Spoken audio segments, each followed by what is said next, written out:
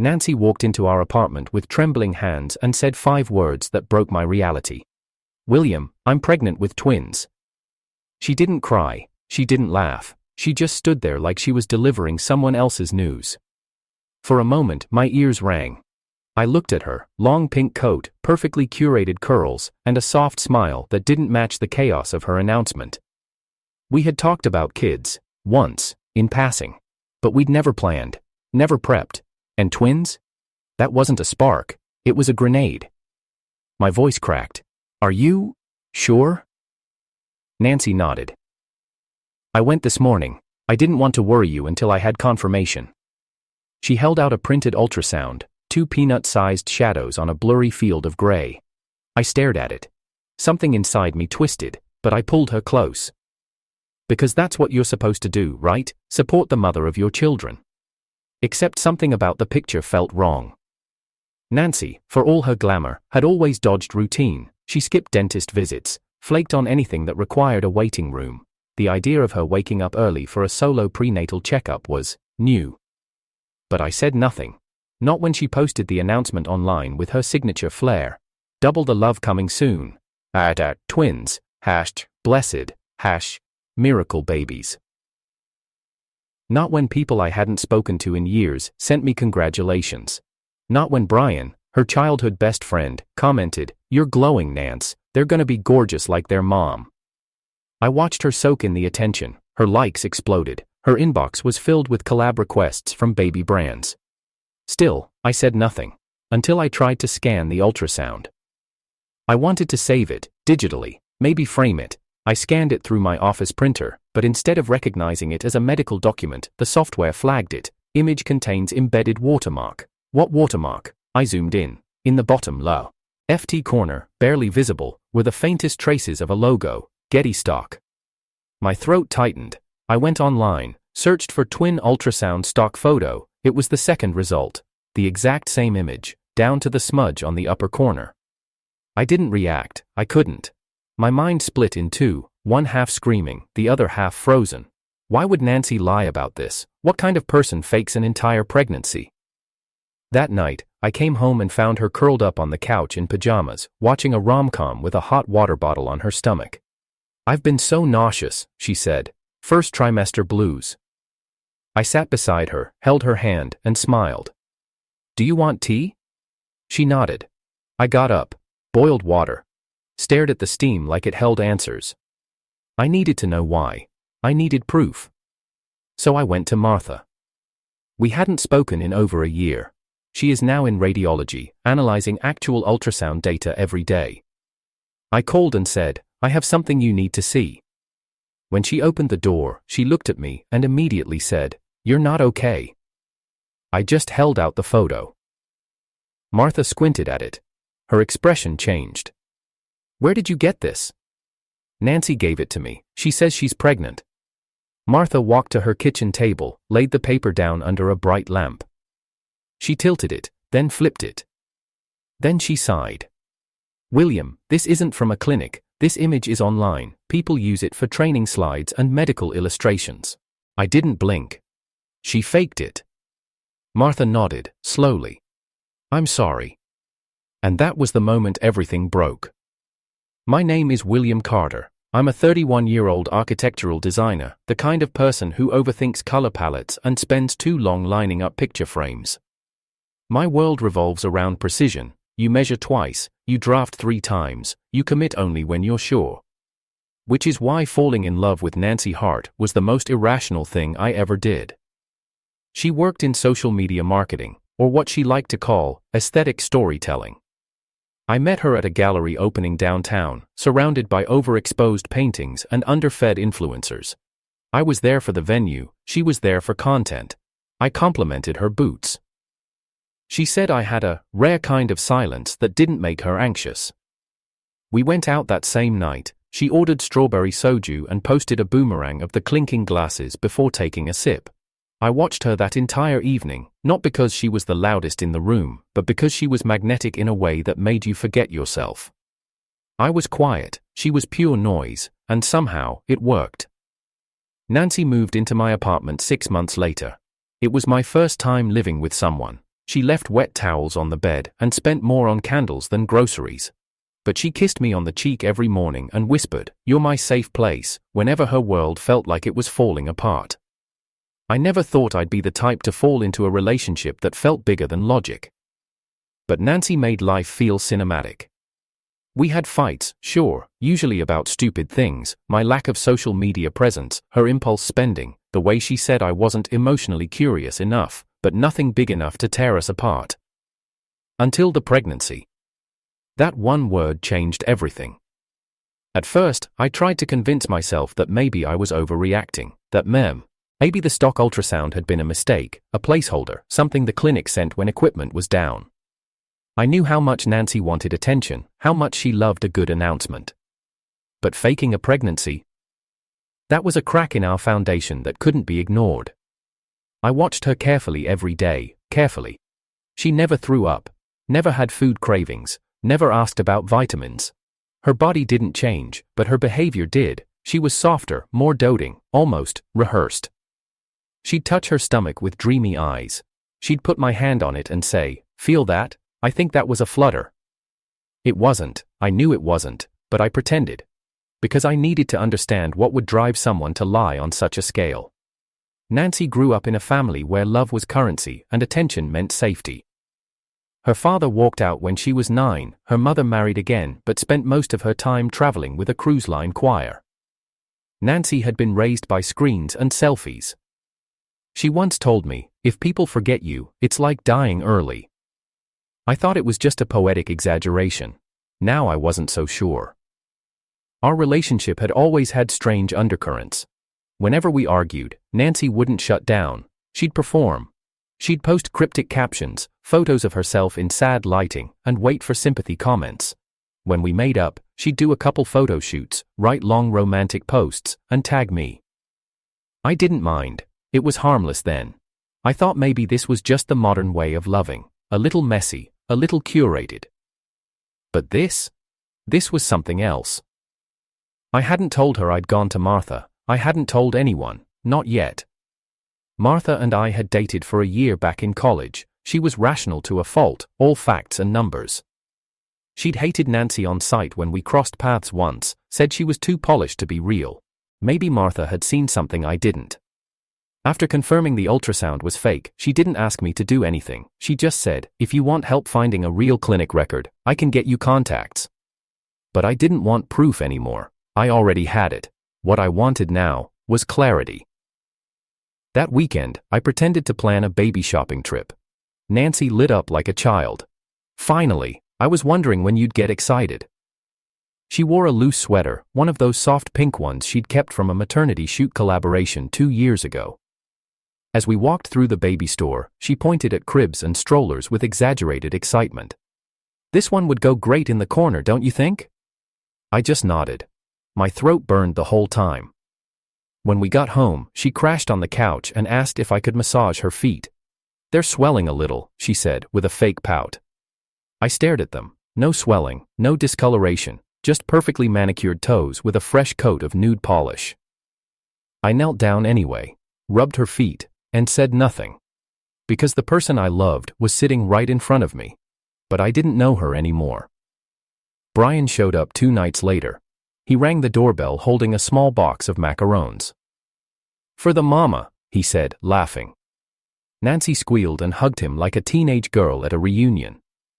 I watched them carefully. Brian had always been around, too close for comfort. But she insisted they were childhood besties and nothing more. I didn't like the way he looked at her, too long, too knowingly. He stayed for dinner. Nancy made steak and salad and drank a whole glass of red wine before pausing, then giggling. "Oops, guess I forgot." I watched Brian freeze, fork halfway to his mouth. "Should you be drinking?" he asked. She laughed it off. "1 glass won't kill me." Then she winked at him. That night, I waited until she slept. Then I opened her laptop. Her passwords hadn't changed. Her messages with Brian were casual, but buried under normal talk were weird little clues. "You think he suspects anything?" "Relax, I've got it under control." "Don't worry, it's not real, but it'll work."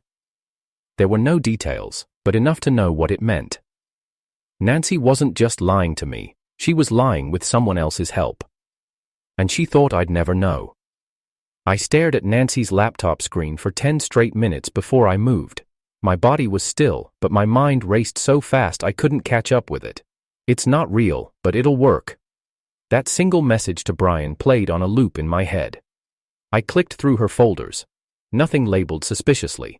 But there it was, in the Brand Assets folder, tucked among product mockups and client photos, a Word document titled Pregnancy Content Plan, Q1. I opened it. It was a full campaign roadmap. Week 1. Announcement. Week 2. Couple shoot. Week 3. Baby name tease. Week 4. Gender reveal. Teaser. Brand outreach targets. Mommy care. Bliss stroller. Glow cradle. Nancy had scheduled a pregnancy like it was a marketing rollout. My mouth went dry. The woman sleeping in the next room was manufacturing motherhood for clicks and branded collaborations. And I had believed her. Worse, I had nearly loved her more because of it. The next morning, I watched her get dressed. She stood by the mirror, applying a subtle gloss, turning slightly sideways to check her stomach. No bump, just a loose sweater and a forced glow. "Do I look more maternal today?" she asked, teasingly. I managed a small nod. Always. Inside, I was unraveling. For the next few days, I acted normal. I went to work. I brought home groceries. I even complimented her nursery color board. Nancy was radiant, more affectionate, more cuddly, more like the perfect girlfriend she thought she needed to become to sell the illusion. But now everything she did felt calculated. When she placed my hand on her stomach while watching a movie, when she posted photos of midnight cravings with ice cream and pickles, when she held my face and whispered, "You're going to be such a good father." She didn't just lie, she turned it into theater. It would have almost been comical if it didn't break me. One night, she came home late from a supposed prenatal yoga class. I was sitting at the dining table, scrolling through an app that tracked real pregnancies. I had memorized the actual size of an 8-week fetus. I knew what hormone changes looked like. Nancy hadn't experienced one. She dropped her bag on the chair and kissed me. "We did hip openers today. I'm sore in places I didn't know existed." I nodded. "Did they scan you again?" She blinked. "At the clinic. Did they check on the babies?" She smiled. Too quickly. "Oh, no, not today, just a check-in class." I stared at her. "I thought you said they monitor your vitals weekly." There was a flicker, a hesitation. Then she brushed her hair behind her ear and said, "Different clinic, the yoga is separate, it's all lifestyle stuff." She was improvising. And badly. I stood up. "Do you remember the name of the clinic? I wanted to call and check the insurance policy." She turned defensive. "Why do you need to call? It's my body, William." I kept my voice flat. "I just need to know which plan we're billing under, for the twins." A long pause, then she smiled. "I'll get the card from my bag." She turned, her hands fumbled through her purse, then, she froze. She realized she never made a card, never chose a real clinic name. She spun around. "Why are you asking me all this?" I didn't answer. She took a step closer. "You don't believe me?" Still, I said nothing. Her voice rose. "Say something, William." I looked at her calmly. "Where's the real ultrasound?" Her face turned white. "I want the actual file, the one with your name, the one from the clinic that doesn't end with JPG." She stammered, I told you they printed it weird, it wasn't digital. Stop." She flinched. I rarely raised my voice, but now, I wasn't angry, I was done. Nancy stepped back like I'd hit her. "You think I made it up?" I opened the laptop and clicked the folder. The pregnancy content plan blinked back at her. She went dead silent. My hands were shaking, but I kept speaking. "How long, Nancy? When did you decide to fake a life just so people would like your photos again?" She looked like she wanted to cry, but she didn't, not yet. "You were pulling away," she said softly. "You stopped posting about us. You stopped noticing things. I thought, so you created 2 imaginary babies? I didn't think it would get this far. And yet you built a schedule, had a brand pitch deck, you even convinced Brian to lie for you." Nancy's mouth opened slightly, then she sat down like her knees gave out. "You looked through my messages?" "I looked for the truth, something you apparently gave up on." The silence between us stretched long, then she said, "I thought if I got attention again, if I looked important again, maybe you'd look at me the way you used to. I stared at her. You think I stopped loving you because you weren't marketable? She broke. Tears finally came, but I couldn't comfort her, not this time. She sobbed into her hands. I was desperate, William. Everyone around me is getting married, getting pregnant, launching brands. I felt behind, like I was disappearing. I sat down across from her. So you made me the father of a lie? She whispered. I was going to tell you. Eventually. That word, eventually, punched me in the gut. Eventually, after the brand deals, after the followers doubled, after the baby shower? She was willing to live in a lie as long as it paid. I stood up. She reached out. William, please. I stepped away. I need space, and you need to end this before I do. Nancy cried harder. You'll leave me? I already have, you just haven't noticed yet. I turned, walked to the door, and left her curled on the floor, crying for the life she invented. The night I walked out, the streets were wet from a sudden drizzle. I didn't take the car, I just walked, past the dark cafes, the glowing storefronts, the silent intersections. Every step felt mechanical, like I wasn't inside my own body anymore. Nancy had lied. But it wasn't the lie that broke me, it was the reason behind it. It wasn't enough, not for her, not for the version of life she wanted to display. Somewhere along the way, I had become a placeholder in her storyline, a supporting character in a plot she authored on social media. That realization didn't just sting, it hollowed me. I ended up at Martha's apartment around midnight. I didn't plan to go there, but my feet moved without asking permission. I buzzed once, then again. I was about to leave when the door opened. She stood there in a hoodie, holding a mug, her face bare and her eyes immediately scanning mine. Come in, she said without asking why I was there. She didn't need to.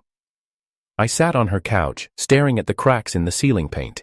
She didn't speak for a long time. She just brought me water and sat down across from me. I finally spoke. She didn't even cry at first. When I confronted her, she just froze, like a machine that got caught in its own glitch. Martha said nothing. I kept going. She said she wanted to feel seen, that I stopped looking at her like I used to, so instead of talking to me, she gave me fake children. Still, Martha remained quiet. She had a content calendar, a brand outreach list, all built around a lie. Do you know how insane that sounds? Finally, Martha exhaled. Actually?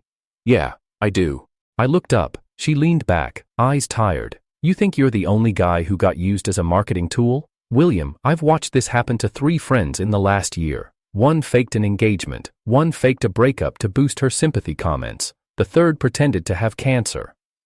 I didn't respond. She continued. But yours is worse, because you really loved her. And I did. I loved Nancy when she was annoying. I loved her when she was insecure. I loved her when she was barefaced at 2 a.m. rambling about fears of irrelevance. I loved her when she didn't feel the need to be followed, liked, or commented on. And that version of her, she killed it, on purpose. Back at my place the next day, the silence was loud. Nancy had cleaned everything. The fake ultrasound was gone. The whiteboard with baby name options had vanished. The fridge was stocked with almond milk and prenatal vitamins, another illusion maintained out of reflex. She wasn't there. I didn't ask where she went. I just stood in the kitchen, looking around at the stage where she had performed for weeks. A message buzzed on my phone. Brian. I didn't think she'd go that far. I was just trying to help her feel visible again. I didn't reply. Help? Is that what he called it? Enabling a fabricated pregnancy so she could curate sympathy and sponsorships? I opened the Notes app. Typed out a single sentence. Sometimes love dies quietly, and sometimes it's buried under hashtags. That night, I sat alone in bed, staring at the ceiling. No TV, no music, just the sound of rain tapping against the window. I thought about everything I could have done differently. Should I have listened more? Should I have posted about her more often? Should I have noticed sooner? But every time I started down that path, I hit a wall. Because no matter how inattentive I may have been, nothing I did, or didn't do, justified what she chose. Tidao. I checked her profile. She hadn't posted since the fallout. The comment section on her last post had turned Is this a joke? Stock image? Really? I used to admire you.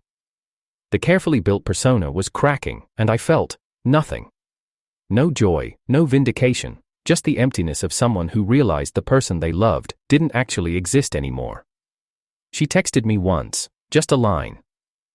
William, are you okay? I didn't answer. Because how do you explain that you're not angry, not heartbroken, just done?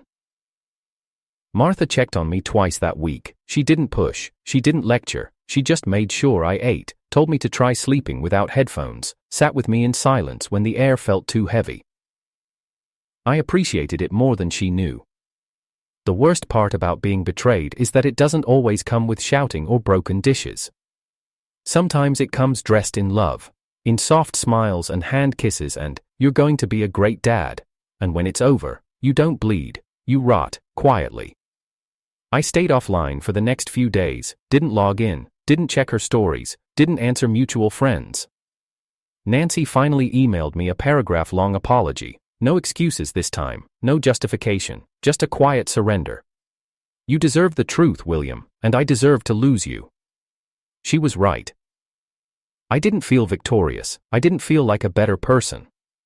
I just felt tired.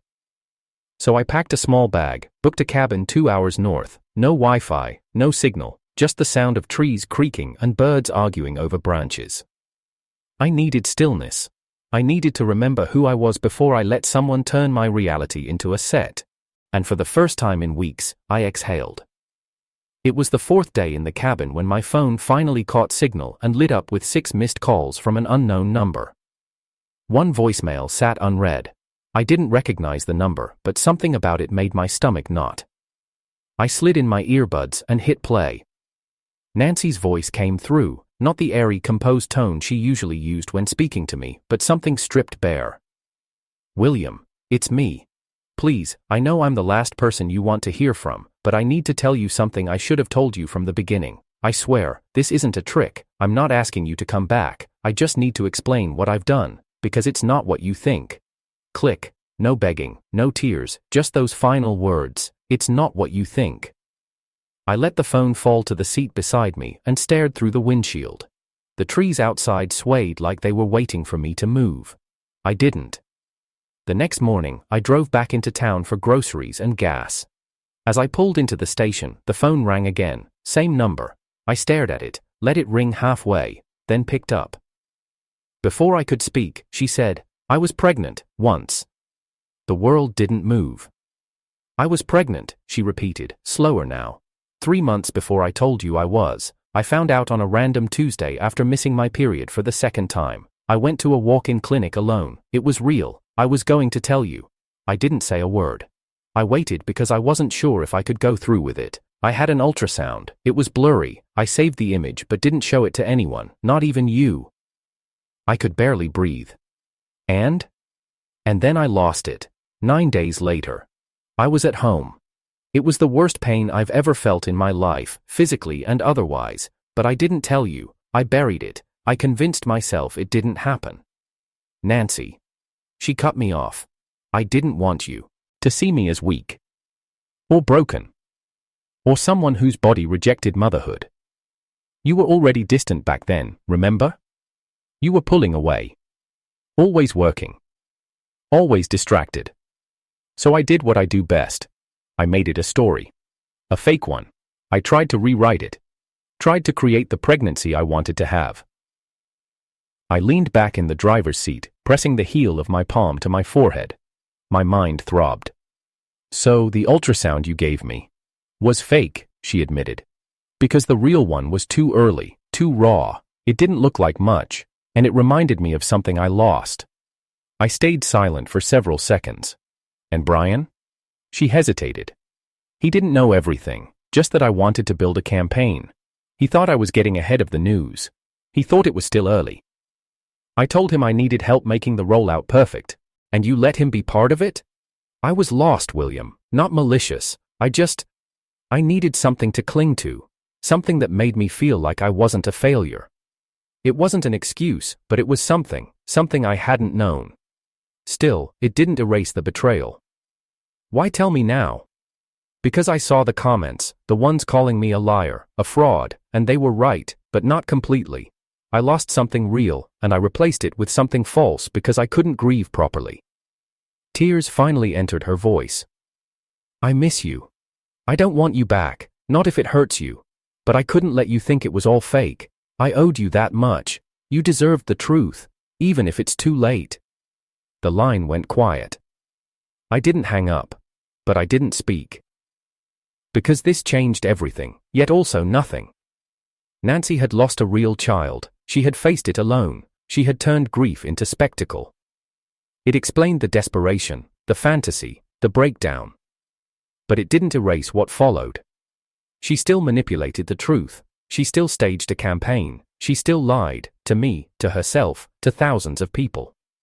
The twist wasn't just that she had once been pregnant, it was that she mourned alone, and rebuilt a version of reality where she could feel power again, because feeling powerless had nearly destroyed her.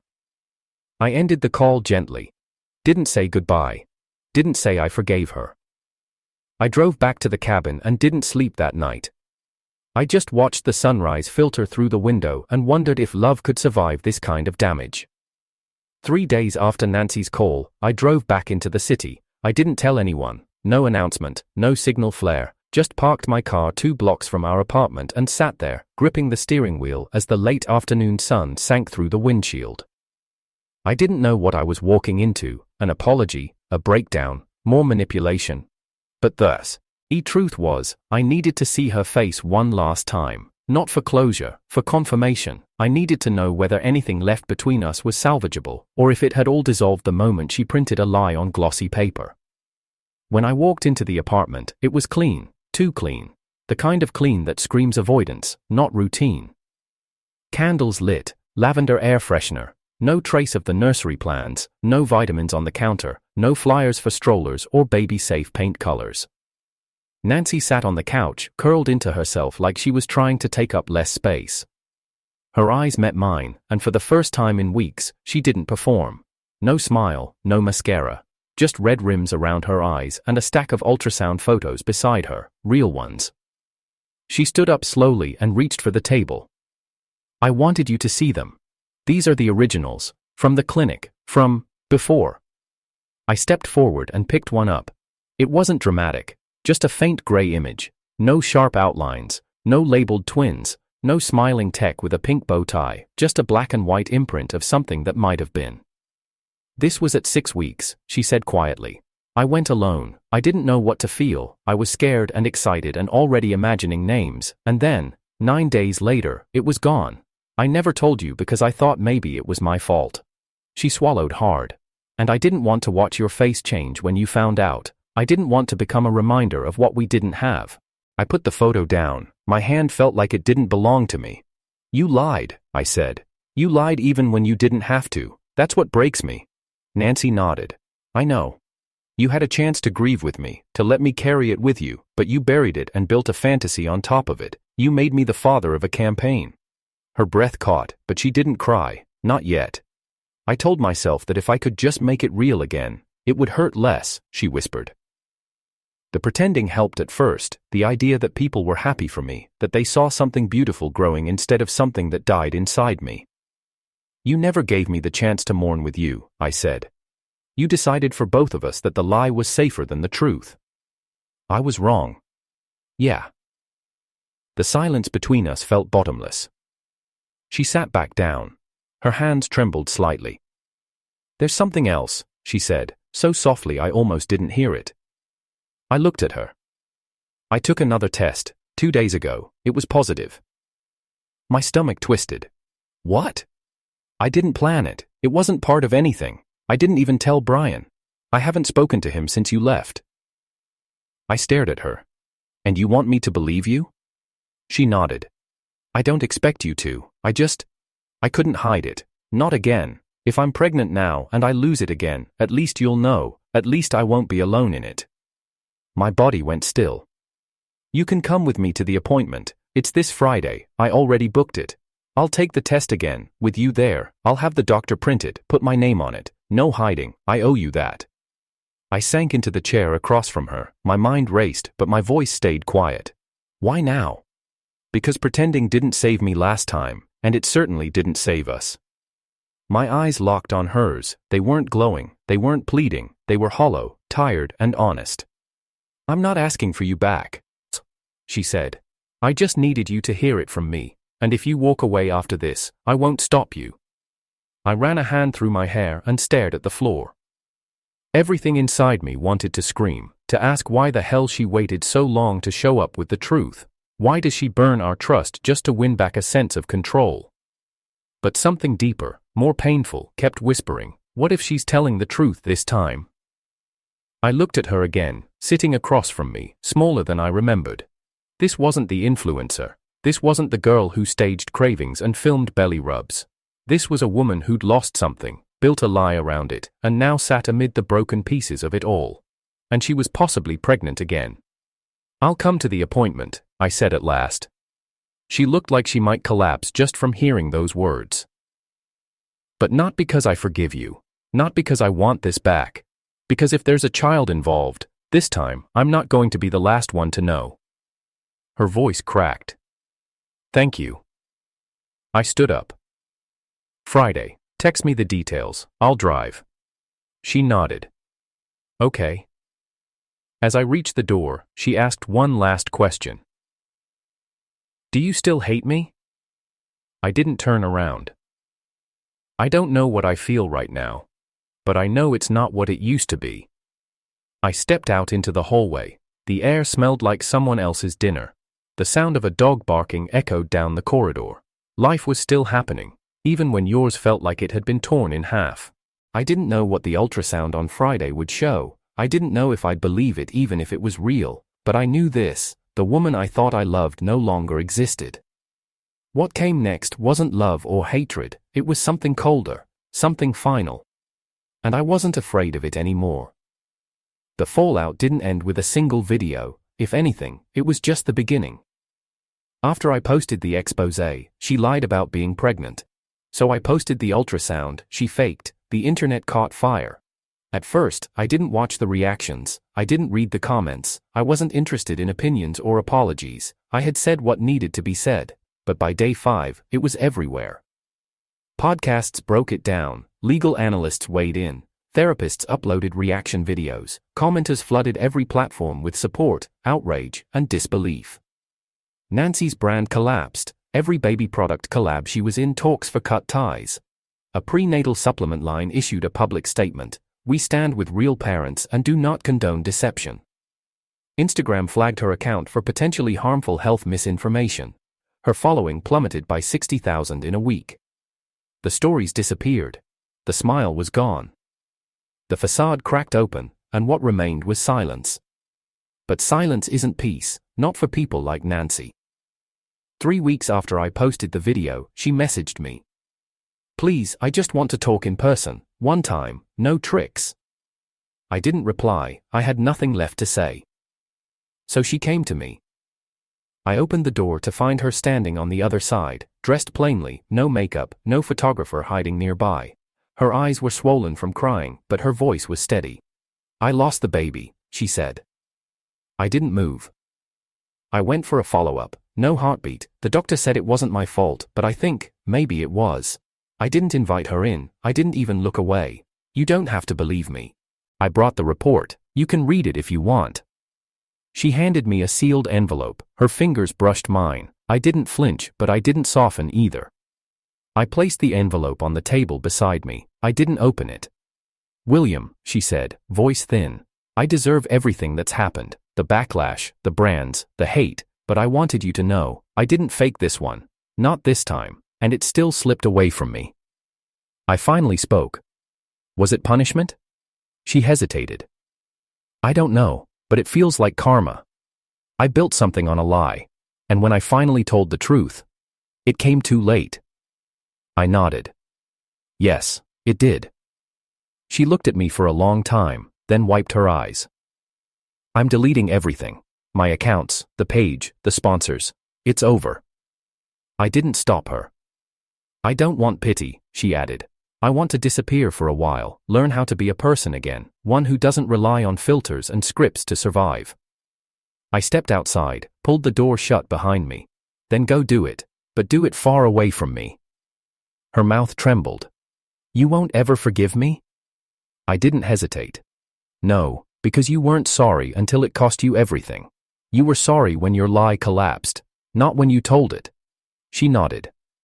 I understand. She turned, walked to the elevator, and this time, I didn't watch her leave. I went back inside and locked the door. Not because I was afraid she'd return, but because I knew she wouldn't, and I was done. The rest of the year unfolded like a slow exhale. I started therapy. Real therapy. I deleted every photo I had with her, not out of rage, but to reclaim space in my life. I called my parents, I apologized to friends I'd shut out, I bought new bedsheets, I lived, quietly. And then one morning, I woke up to a headline: former lifestyle influencer Nancy Hart sells her page to a mental health nonprofit. She had stripped it of every brand, every old post, left only one video behind, a 7-minute apology, not to me, but to her followers. No excuses, no monetization, just the truth. I lied, I hurt someone who loved me, and I let strangers believe I was something I wasn't. There's no redemption arc here, just acknowledgement. I'm stepping away. I need to figure out who I am without the audience. Please, let me. I watched it once, then closed the tab. The final closure didn't come from watching her break. It came weeks later, when Brian showed up. He found me at a bookstore, said he'd heard what happened, said he never meant to help her fake anything. I believed she was pregnant, he said. She showed me that same ultrasound. I had no idea it was fake. I never checked. I never questioned her. I just believed her because I've known her since we were kids. I didn't answer. He added, she lied to me too. Not as badly as you, but she used my trust, and I'm sorry. I nodded. Good. Then let's both remember what it feels like to be betrayed. Let's never forget what blind loyalty costs. He left without asking for forgiveness. That was the smartest thing he'd ever done. And me? I finished writing the full story. Not for YouTube this time, not for the internet, for myself. I called it The Grid Is Not the Girl.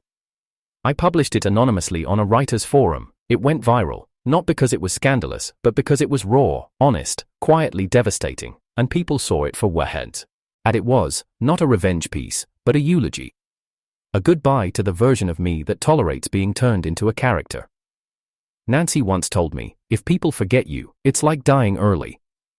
But I've learned that disappearing can be beautiful, that peace doesn't come from being seen, it comes from seeing clearly. So I let the world say what it wanted to say. I let Nancy go. I left the door closed, the story finished, no reunion, no second chance, just a final sentence. She lied about being pregnant, I posted the ultrasound she faked, and then I reclaimed my life.